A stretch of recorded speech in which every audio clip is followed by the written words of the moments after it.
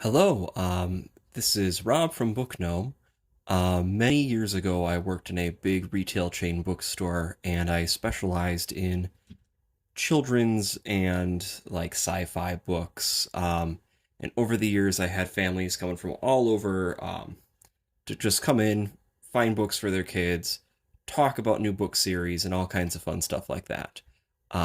Over that time, I cultivated kind of a list of what would be considered almost like backstock book series where I read the first book in almost like 200 different series just to see what was out there, what kids were liking, what I thought was pretty cool, and just really neat books to kind of keep people interested in reading.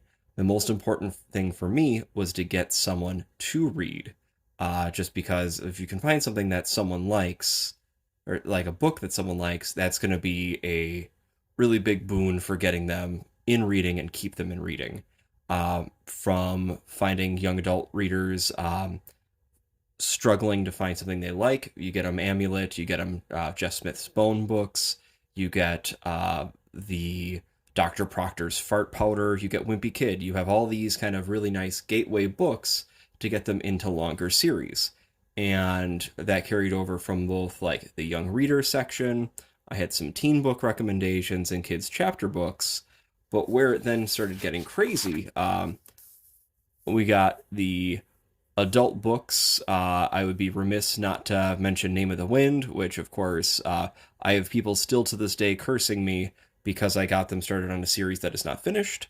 We have kids' picture books where some of these are award winning. Some of them were ones that I just loved doing story time with. I think Wilfred, it's to the point now where there are kids that were coming in, they're like, oh, you're reading this again? Or you'd have all the Mo Willems books, the Piggy and Elephant. I read those to the point where some of the kids had those books memorized. But this is back 2007 through about 2013, 14. And then I started working more at like smaller used bookstores and fun things like that. But yeah, you can find this book is on my Patreon, which is just under Book Gnome. Um, I haven't really updated the blog in a while, but most of it just became Dungeons and Dragons stuff.